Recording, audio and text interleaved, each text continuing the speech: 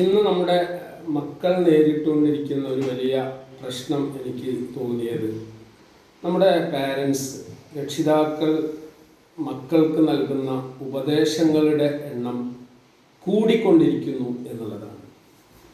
ഈ ഉപദേശങ്ങൾ നല്ലതാണ്, എന്നാൽ സദാസമയവും ഉപദേശങ്ങൾ കൊടുക്കുന്നത് റിസപ്റ്റീവായിട്ട് അല്ലെങ്കിൽ സ്വീകരിക്കുന്ന ഒരു മാനസികാവസ്ഥ മക്കൾക്കുണ്ടോ എന്നുകൂടി രക്ഷിതാക്കൾ പരിശോധിക്കേണ്ടതുണ്ട്. പലപ്പോഴും നമ്മുടെയൊക്കെ സംസാരത്തിൽ കൂടുതലായി വരുന്നത് നെഗറ്റീവായിട്ടുള്ള സ്ട്രോക്കുകളാണ്. കുട്ടികൾ ആഗ്രഹിക്കുന്നത് നെഗറ്റീവല്ല, പോസിറ്റിവിറ്റി എന്ന് പറഞ്ഞ ഒരു കൺസെപ്റ്റ് ഉണ്ട്. പോസിറ്റിവിറ്റി എന്ന് പറഞ്ഞാൽ എപ്പോഴും നമുക്ക് ഒരു നല്ല ഗുണപരമായിട്ടുള്ള അനുകൂലമായ ഒരു മാറ്റം ഉണ്ടാവണമെങ്കിൽ നമ്മൾ പോസിറ്റീവായിട്ടാണ് സംസാരിക്കേണ്ടത്. കുട്ടികളിൽ അന്തർലീനമായിട്ടുള്ള ഒരുപാട് കഴിവുകളുണ്ട്. ആ കഴിവുകളെ പ്രശംസിക്കുക, അംഗീകരിക്കുക, അവർക്ക് അതിനാവശ്യമായിട്ടുള്ള പ്രോത്സാഹനങ്ങൾ കൊടുക്കുക എന്നുള്ളത് കുട്ടികൾ ആഗ്രഹിക്കുന്നുണ്ട്. പലപ്പോഴും വീട്ടിലുള്ള സാഹചര്യങ്ങളിൽ ഓരോ ഉമ്മയും അനുഭവിക്കുന്ന ഒരുപാട് മാനസിക സംഘർഷങ്ങളുണ്ട്. ഈ മാനസിക സംഘർഷങ്ങൾക്ക് നടുവിലാണ് ഉമ്മ കുട്ടികളെ പാരന്റ് ചെയ്യുന്നത്.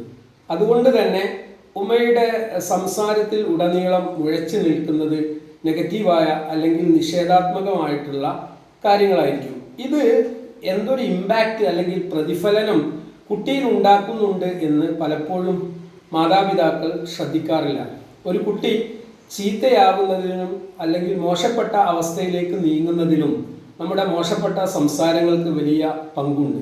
അതുകൊണ്ട് എൻ്റെ കൗൺസിലിംഗ് അനുഭവത്തിൽ നിന്ന് എനിക്ക് തോന്നിയിട്ടുള്ളത് പോസിറ്റീവായ സംസാരത്തിന് വലിയ ഇമ്പാക്റ്റ് ഉണ്ടാക്കാൻ പറ്റും. വിശുദ്ധ ഖുർആനും യഥാർത്ഥത്തിൽ നമ്മോട് ഉണർത്തുന്ന ഒരു കാര്യം യാ അയ്യുഹല്ലദീന ആമനു ഖൂലു ഖൗലൻ സദീദാ, അതായത് വിശ്വാസികളെ നിങ്ങൾ ആളുകളോട് നല്ലത് സംസാരിക്കുക. ആ നല്ലത് സംസാരിക്കുമ്പോൾ ആ നല്ല സംസാരത്തിന് അതിൻ്റേതായിട്ടുള്ള പ്രതിഫലനം നമ്മുടെ ചുറ്റുപാടും ഉണ്ടാക്കാൻ സാധിക്കും.